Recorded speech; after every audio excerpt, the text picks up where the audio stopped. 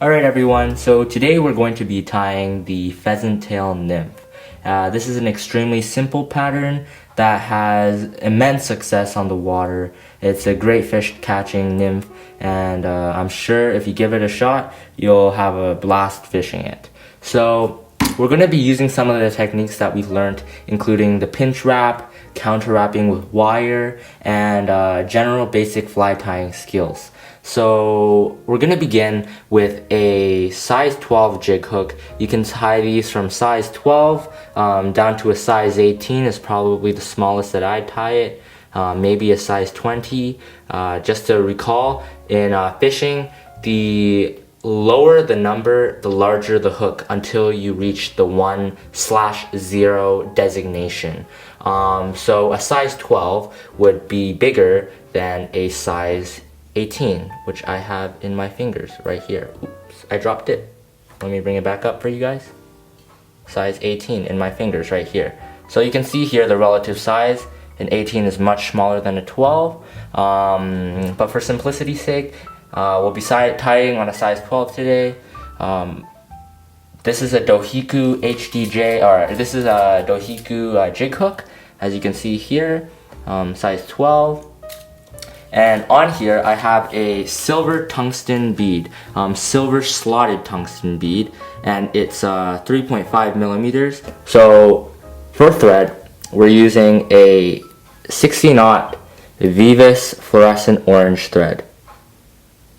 So I like fluorescent orange because it aids in building a tiny hotspot at the collar of the fly later. Also, I like using 60-knot because it's relatively thin and it allows me to prevent building bulk in my bodies. So that's another central tenet of fly fishing. There's a saying that's called slim to win. What you'll experience with a lot of freshwater, or with a lot of underwater insects, is that they have relatively thin bodies, and in order to best imitate that, we try to keep our bodies on our flies as thin as possible as well, at least for this one.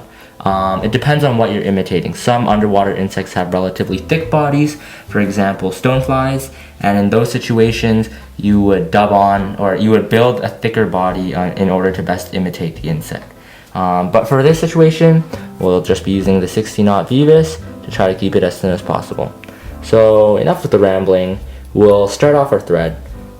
So starting off our thread, we're just going to pull it behind.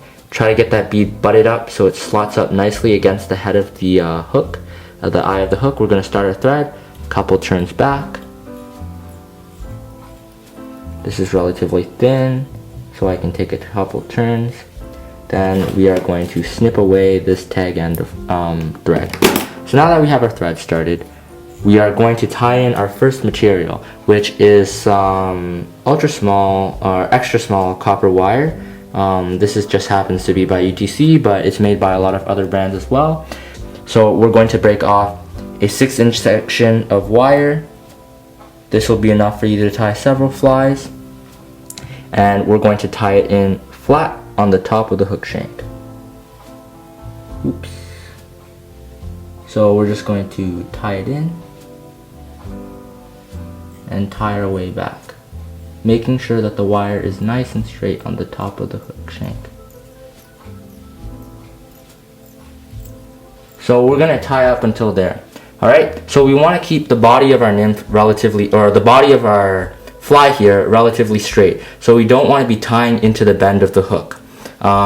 Certain hooks are designed to look like a grub, so they'll kind of be curved like that, and then in those situations you'll tie into the bend of the hook. But for now, let's try to keep our body relatively straight, and we'll tie right until right just before it starts to bend.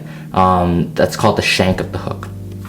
So next up, the next material we're going to be using is some pheasant tail fibers. So this is a real fiber, or this is a real feather from a pheasant, and it has been preserved so that we can use it. So what you'll notice with this feather is that there's two sides to it.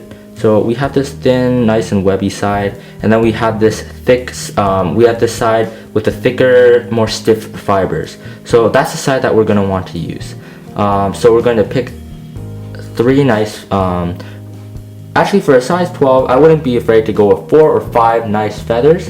I find 4 or 5 works relatively, or 4 or 5 fibers to work relatively well. So we're going to count our feathers or fibers.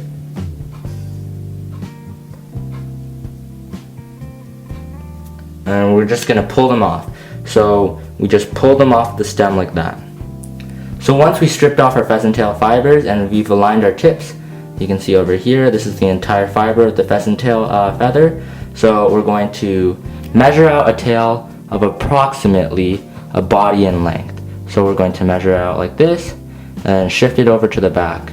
So that's approximately a hook shank in length, but I prefer my tails relatively short, so I'm going to bring it back a little bit and I'm going to pinch it with my left hand. So now that I have the material pinched in my left hand and my bobbin in my right hand with my thread, I'm going to do a pinch wrap in order to make sure that the pheasant tail doesn't wrap around the shank of the hook.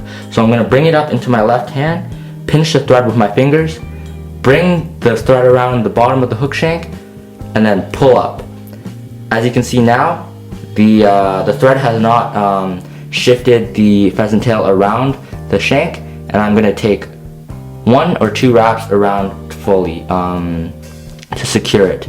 Then I'm going to pull the pheasant tail fibers back and wrap my way all the way up to the bead. Now here's the situation where you can build a relatively smooth underbody with your thread. Because our thread is extremely thin, we can be a little bit more generous with our thread wraps.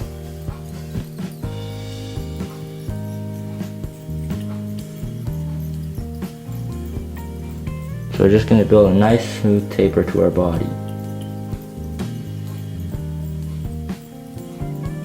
That is another characteristic of most nymphs that you'll encounter in the water. So you'll find that a lot of them have a really nice smooth taper to their body, and we got to try to imitate that as best as we can as slide tyers.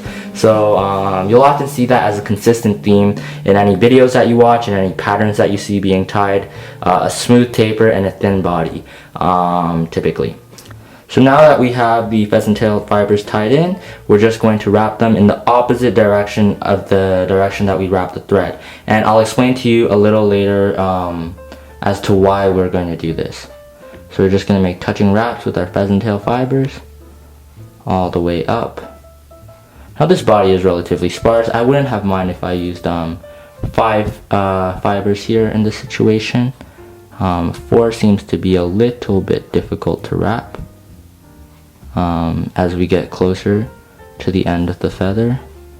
So now that we're here, we're just gonna, at the top of the hook, we're just gonna tie it off with a thread, tie it off, put a couple wraps in front of it, and then that'll be it. We want to minimize our thread wraps, right? So now we're just gonna snip off the ends of the fibers, set those down, and we have this wire now. So we have this wire tag at the end, right? So what we're going to do is we're going to wrap in the same direction that we wrapped the thread.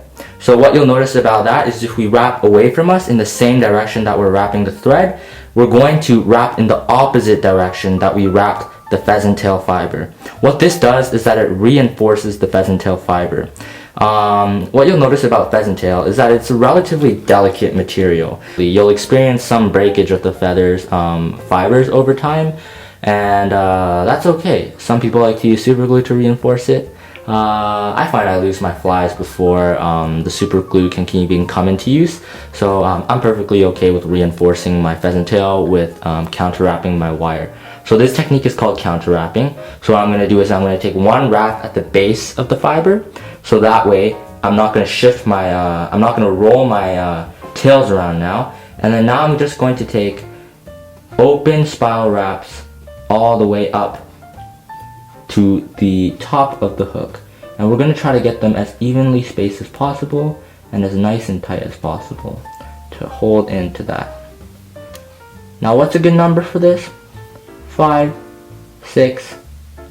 With the smaller wire you can get away with more. So now that we're at the top of the hook, we are going to take our thread and we're just going to wrap it and tie it off. So what you'll notice about this is that since we're wrapping the thread and the wire in the same direction, you get sort of a tightening effect as well. compared to if you were wrapping it in the opposite direction, it would take a couple more wraps of thread to get it as tight as you want. I find that that's a really useful technique. So now a nice little tip here is that for thin wire like this, you can just break it off, but for thicker wire, you can often just helicopter it off like that, and it'll just snap off like that, really close in there. So now we're pretty much almost done the fly. Now we're going to put in our thorax. So for our thorax, what I've prepared is a little bit of a dubbing mix. So we're going to use the skills that we've learned in dubbing now to make a little thorax for this pheasant tail nymph. So what this blend of dubbing is I've just taken some squirrel dubbing, spiky squirrel dubbing from Wapsi. That's the brand, Wapsi. I'm not too sure what color this is, but any of the natural fox or dark gray should work well. I'm not too picky about that. And then I have some ice dub in olive brown that I've used. This is a product by Hare. It has really nice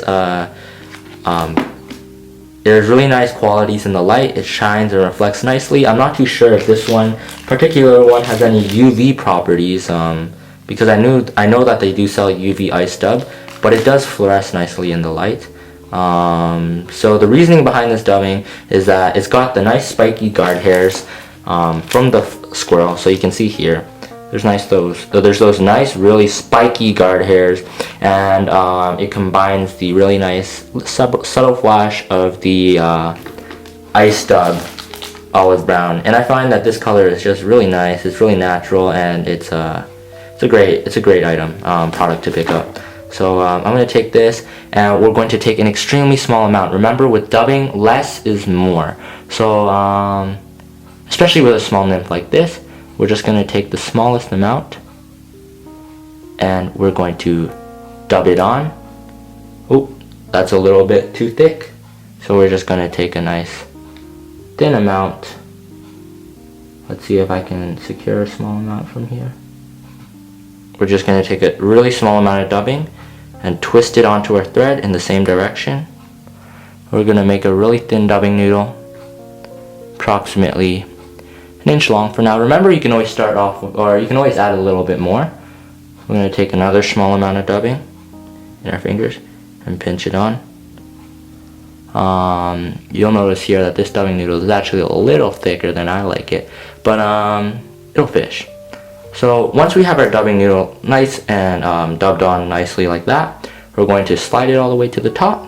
That's what I like to do, and we're going to start wrapping at the top of the thorax, or at the top of the hook, to form a nice little thorax. So once we have that done, you'll see here that there's a little stray feather, stray fiber, but that's alright. Our fly is almost done now. So what a lot of people will do now is they'll go to town with their thread. Let me build a hotspot up at the head of the fly. So hotspot is a term commonly used by fly fishermen to describe a little bright spot of flashy material, or really bright material like this fluorescent thread, used to trigger a bite from the fish. So what we're going to do here is we're going to use this orange thread to create a hot spot to try to trigger a fish to bite. How I like to think of it is that I got a little bit of flash and I got a little bit of a bright color to attract the fish, and then once I got the fish near, I got very nice silhouettes and natural colors to convince the fish to bite. So what I'm going to do is, instead of going to town and building the hotspot with my thread now and really cranking down on it, what I'm going to do is I'm going to use my whip finishes to build my hotspot. So how I'm going to use my whip finish tool, I'm going to come in with my pointy part, wrap it around the round part, form a triangle, and just wrap. 1, 2, 3, 4, 5, 6. Tighten your knot. Be gentle though, it's 60 knot thread and it's not gel spun, so we have to be careful with how strong it is. And then we'll go in with another 3/4 turn whip finish just to secure things up. And just like that, our pheasant tail nymph is done. So what we can do now, tighten that knot really nicely, and then come in with our scissors, cut super close, just like that. And there is our pheasant tail nymph. I hope you were able to enjoy this video and apply some of the skills that you learned from our basics of fly tying video. There's a couple straight fibers over here. But this is an extremely productive pattern. I love to fish this pattern. It works really well, and it's produced a lot of big trout for me throughout this past season. And I hope that it does the same for you, and that you're able to enjoy tying it. Thanks so much for watching. Please check out our other videos about fly tying and how to get into fly tying. And I hope you guys stay safe and have a good day.